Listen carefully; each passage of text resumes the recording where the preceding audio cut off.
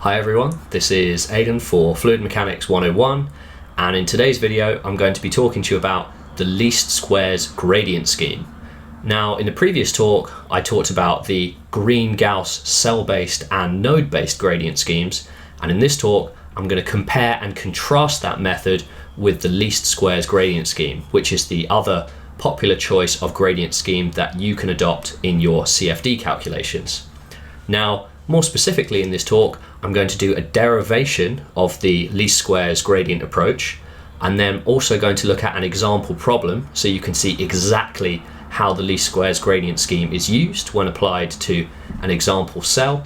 And then I'm going to wrap up the talk by talking about the weighted least squares gradient scheme and why it's needed in some situations. So sit back, take some notes. I know you're going to find this talk extremely useful, particularly if you're wondering which type of gradient scheme you should use for your CFD simulations. So starting things off with a reminder, in CFD codes like OpenFOAM, ANSYS Fluent and StarCCM, the flow variables like temperature, pressure and velocity are stored and calculated at the cell centroids, as you can see in the diagram here. So at every cell centroid we'll have a temperature, a pressure and a velocity. Now, for some calculations, we also need to know what the gradient is of those quantities at the cell centroid. So we may need the temperature gradient, the pressure gradient, the velocity gradient, and so on. And some examples of where the gradient is needed is for linear upwind differencing schemes that you often see for the convection term for the velocity field. They're also needed for non-orthogonal correctors and a variety of source terms, and I've gone through several examples of these in my previous video on the Green-Gauss gradient scheme. So that's just a reminder of why we need the gradient of these quantities at the cell centroid. And the least squares scheme, which I'm going to go through today, is one method that we can select and use to calculate the gradients. So if you're using OpenFOAM or ANSYS Fluent, where you will come across these options are just shown here on the slide. So in OpenFOAM, in your FV schemes file, if you look under the grad schemes entry, you'll see that the option for least squares or Green-Gauss gradient schemes is right there in the dictionary. And for ANSYS Fluent users, you'll find the option for the gradient scheme in the spatial discretization tab. So on the drop-down menu there, you'll have a choice between least squares and Green-Gauss related schemes. So really this is where the choice is open to you, and you have to choose the gradient scheme. And when you choose a gradient scheme, it's quite useful to have an idea of what's going on behind the scenes and actually how the gradient schemes are working. So that's what we're going to do here. Now, just a brief reminder of how the Green-Gauss schemes work, because this will help you appreciate what the difference is in the least squares schemes. In Green-Gauss related gradient schemes, what we do is we take our cell, which could have any number of sides, as you see there in the diagram, and to calculate the gradient at the centroid, what we do is we look at each of the cell faces in turn, and we multiply the unit normal vector n by the area of the face and also by the value of the field at the center of that face. So for temperature, as you see there in equation 1, we would take the temperature at the center of the face, multiply that by the normal vector and the area, and then add up those contributions for all of the cell faces. So we can handle any sized cell with the Green-Gauss method. And then we divide by the volume of the cell, and that gives us the gradient at the centroid. And if you want to go through the derivation for that, I'd encourage you to go back and watch my previous video. Now, the important thing to appreciate with the least squares scheme is that the least squares scheme does not use the values on the faces of the cell. So those vectors, which you can see there in the diagram, the least squares scheme does not use those values to calculate the gradient. And just a reminder from the previous episode that to calculate those values at the face centers, we have to use some type of interpolation to get those values. So the least squares scheme does not need those face values, so we don't have to use any kind of interpolation scheme along with it. And in this set of lecture slides, I'm going to go through exactly how the least squares gradient scheme calculates the gradient. Now, the best way to understand exactly how the least squares gradient scheme works is to start off with a cell. This cell could have any number of sides, and I'm going to use temperature here as an example, but you could replace temperature with any quantity you wanted if you wanted to go through and do the same derivation. I just find it's often easier to appreciate temperature and to follow what it is. So if we start at the center of our cell, that's TP, we've got a temperature at the centroid of our cell, TP, and we want to know what the temperature is at the centroid of an adjacent cell across the face, Tn. This temperature could be calculated by a linear extrapolation, which you can see there in equation 2. So the temperature at the neighbor cell, Tn, is going to be equal to Tp plus the gradient at the centroid of the cell, dot producted with the distance vector dpn there. And you can kind of see in that little diagram on the right how this is going to work. You're taking Tp and the gradient at Tp and then using the distance vector there to extrapolate what Tn is.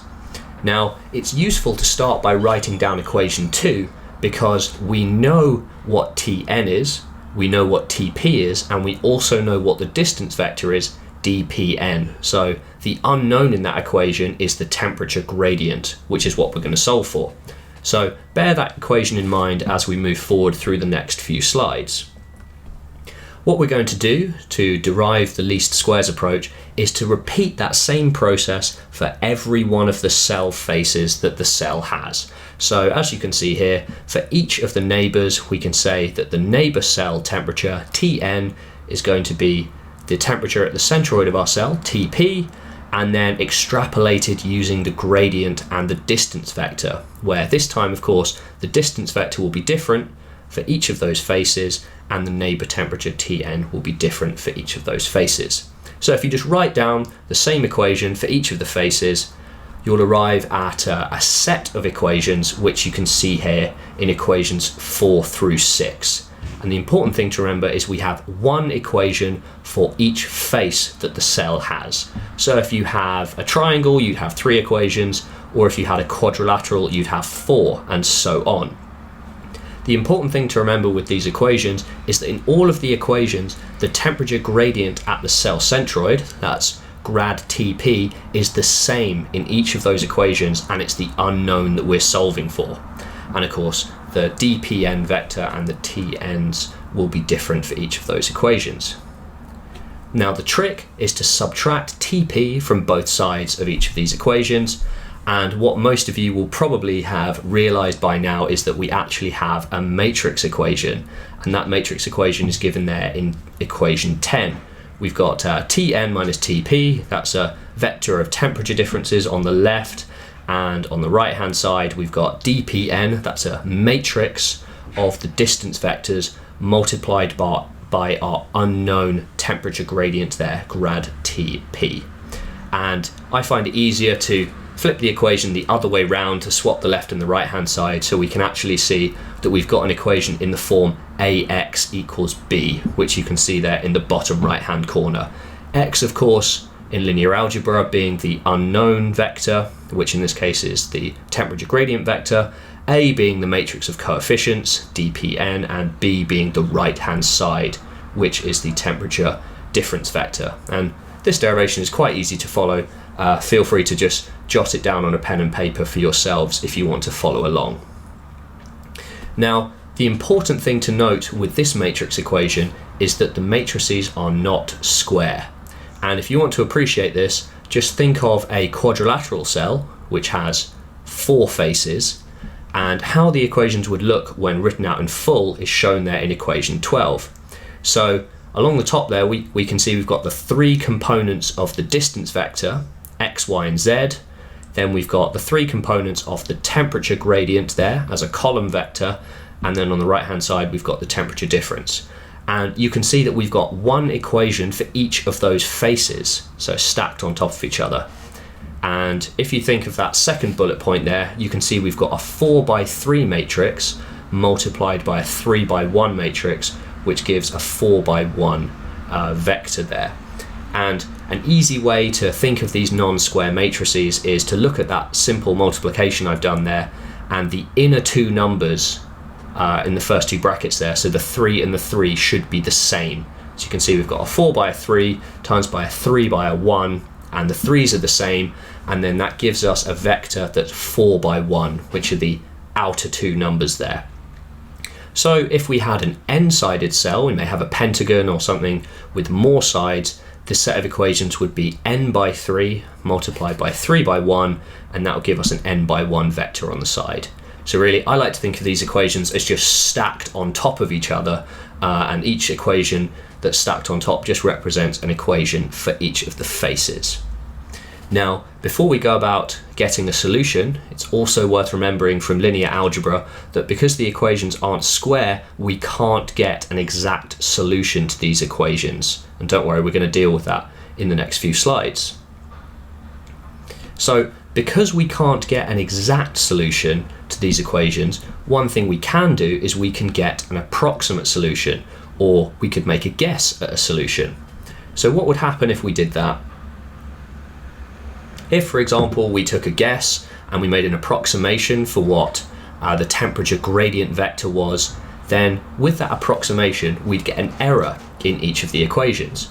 And we'd have an error for equation 1, an error for equation 2, and so on for all of the equations. And I've just called that error there E, just to denote error. And so we'd have an error for each of the equations, and what the least squares method does is it takes each of those errors, squares them, and then sums them up. And that quantity is what the least squares solution attempts to minimize. So the least squares solution will propose an approximate solution that minimizes the sum of the errors squared in that error vector. So that might seem like a lot, but for those of you who are finding it a bit more difficult, just remember that all we're doing is there's going to be an error in each of those equations because it's an approximation, and the least squares solution just minimizes that error. So it's the best possible approximation that we could make to the matrix equations. And what does the least squares solution look like? You can look up in any linear algebra textbook or on the internet what the solution would be for ax equals b in a least squares sense, and what you'd find when applied to odd problem, you get the least squares solution, which is given there in equation 16. And this expression looks a bit overwhelming and it looks quite long. We've got a lot of terms in there, we've got some inverses and some transposes, so don't worry if that solution is looking quite complex. We're going to go through it quite carefully, and then we're also going to go through an example as well so you can really see what it means. So if we just break that expression down a little bit, we can see that we've got the vector of distances, d, there, and in that first grouping we've got the transpose of that multiplied by the vector, and then we've got the inverse of that quantity multiplied by another transpose again, and then multiplied by that temperature difference vector on the right hand side. Now, when you come across this least squares solution for finding the gradient, what you often find is there's a new quantity defined called g, and this is just to make things easier for you. It's nothing new.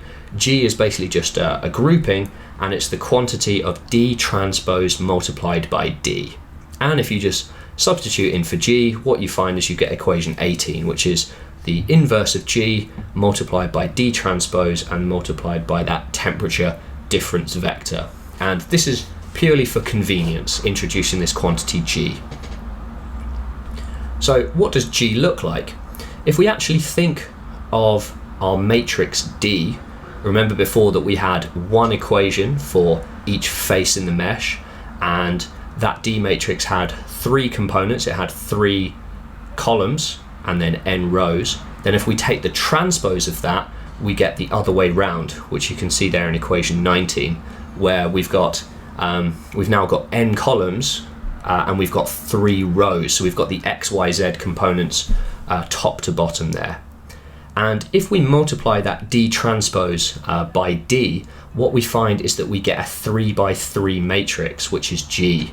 And you can check that by doing the quick calculation of the sizes there if you want. So this is a very important result, and is one of the reasons why this G matrix is often used in the notation, is because the matrix D will not necessarily be square, but the G matrix will always be a 3 by 3 matrix. And the reason for that is because we have X, Y, and Z components.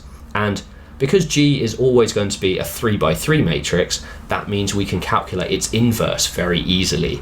And the way we would do that is we just use one of the standard formulas using cofactor expansions for the G, the inverse of the G matrix. And you can look that up and then just code it in once to your CFD code. So quite straightforward and easy to do. And if we go back to this expression now, equation 21, we can see that G inverse is just the inverse of a 3 by 3 matrix, which we know, and then multiplied by the transpose of that matrix D, and then multiplied by the temperature difference vector there.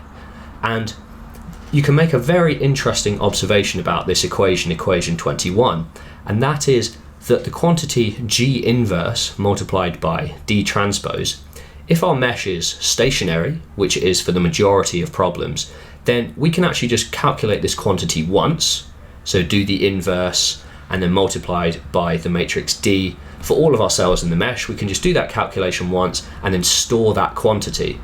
And what that means is that in our CFD solution, each time we want to calculate the gradient at the centroid there, grad TP, we can just take the temperature difference vector and just multiply it by this quantity that we've stored. So what's happening is that the calculation of the gradient simply becomes a matrix multiplication, which actually turns out to be very cheap and very quick to do. So actually the least squares solution, once we've calculated that initial quantity, is actually quite efficient for us to do. And if we were looking at the temperature gradient and then the velocity gradient and the pressure gradient, that quantity G inverse times D transpose will be the same. So we can use that same quantity for all of our cells, for all the instances where we need to calculate the gradient, and all we're doing then is just multiplying by that difference vector on the right hand side. So the least squares solution ends up being a very efficient method, even though we have to calculate an inverse. Now, everything we've seen so far might seem quite complicated, so what I'm going to do now is go through an easy worked example that you can copy and have a go for yourself so you can really see where the numbers are coming from. And this is the example we're going to use. We're going to take a quadrilateral cell that's bordered by 4 other quadrilateral cells. And I've chosen to make the distance between each of those cells 1, so really it's a square, it's a 1 by 1 square, and we're going to have each of those cell distance vectors, which you can see. The cell on the left has a distance vector of -1, 0, 0 between the centroid and its centroid, and then distance vectors of 0, -1, 0 on the bottom, and so forth. So we've got those vectors, and what about the temperatures? What are the temperatures at the centroids of each of these cells? Let's say we have the following temperatures. Just as an easy example, you could use whatever temperatures you wanted. Let's say we've got a temperature of 200 degrees at the center of the middle cell, 100 degrees on the left and bottom cells, and then 300 on the top and right cells. And using only this information, the distance vectors and the temperatures, we want to know what the temperature gradient is at the centroid. And so how we're going to do this is start by assembling that D matrix. And the way we do that is by stacking those distance vectors on top of each other, which you can see there in equation 22. We've got -1, 0, 0 at the top, that's for the left cell, 0, -1, 0, that's for the bottom cell, 1, 0, 0 for the right cell, and then 0, 1, 0 for the top cell. So just stacking those distance vectors on top of each other. Then we can take the transpose, and now what we want to do is get that G matrix. And what we do is multiply D transpose by D, and then that gives us the 3 by 3 matrix there. And we've got 2's along the diagonal and 0's at the bottom because this is a 2D cell. And of course we can take the inverse of G using any method you want. Remember, of course, for a diagonal matrix, this is actually quite easy, so it's useful to do as an example problem. You just take 1 divided by each of the diagonal elements, and that's the trick for getting it for a diagonal matrix. But if you didn't have a diagonal matrix, you could just use a formula from a linear algebra textbook. So now we've got G and its inverse. Let's go ahead and calculate the gradient. So what we're going to do, a reminder of the formula, equation 24, we take G inverse multiplied by d transpose, and then on the right hand side there you can see we've got the temperature difference vector. So for the left cell, its temperature at its centroid is 100, and then minus 200, that's the temperature at the main cell centroid, and then repeating that for the bottom, right and top cells. And then all we have to do is just go through and do the matrix multiplication, taking care which elements you multiply by each other, and in the end we arrive at equation 27 there. So the temperature gradient at the cell centroid is equal to 100 in the x direction, 100 in the y direction, and 0 in the z direction. And I've just put a reminder at the bottom of the slide that what this really means is the components of that temperature gradient vector are partial t, partial x, partial t, partial y, and partial t over partial z. So it's the 3D components of the temperature gradient. And as a useful check, we can actually go back and look at the example problem, and because this was an easy one, we can actually see that because there's a distance of 1 between the centroid and the left cell, for example, and the change in temperature is 100, then the temperature gradient is going to be 100 degrees per meter in the left to right direction. And just looking at it in the bottom to top direction, we can see we've also got a temperature gradient of 100 degrees per meter in the bottom to top direction as well. And that corresponds exactly with the temperature gradient values that we've computed there in equation 27 and equation 28. So it's a very useful check. You can just look at it and see, oh, actually I have implemented this formula correctly. And I'd just like to reiterate here that if the temperature were now to change, so if we went to the next iteration of our CFD solver and the temperatures at the centroids now all changed, but the distances are still the same, so what we could do now is just take that quantity G inverse multiplied by D transpose and just multiply that by the new temperatures, and then we could get the new temperature gradient. So it really is very simple. Every time you can just multiply by the new temperature difference vector, and that will get you your temperature gradient. Now, there's one problem with this least squares method, and that occurs when we have thin high aspect ratio cells. So if you think of general CFD problems, we tend to get very thin cells in our boundary layers and near solid walls. So if we think of flow over an aerofoil, for example, we're going to have some very thin boundary layer cells near the surface. And if we just look at this simple diagram that I've put for you here on the slide, you can see the distance vectors are highlighted there in red. And what you'll see is that actually the distance vectors normal to the wall, so that's going up the page there, are very small, and the distance vectors going along the page or in the streamwise direction are very long. And if you look at equation 31, as a reminder, you can see that the temperature gradient calculation tends to be dominated where those distance vectors are large.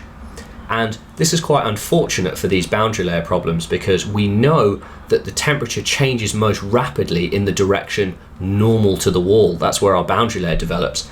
And actually, the change in temperature along the wall in the streamwise direction is very small. So what this means is if we use the least squares gradient method in its current form, then the gradient will be dominated by those streamwise cells, and that might lead to some inaccurate answers. And if you want to actually know more about this, I found a very useful paper which I'll link in the description below, and you can have a read of that. It goes into this in a lot more detail. But what can we do to the least squares method to account for this? The trick is to introduce a weighting function. And if you think of the quantity W as the weighting function and define that as 1 over the magnitude of that distance vector D. So where the distance is very small, in the distance normal to the wall, that weighting is going to be very large. And conversely, in the streamwise direction, that weighting function 1 over D is going to become very small.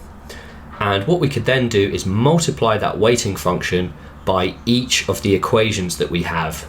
And in matrix form, this would look like equation 33.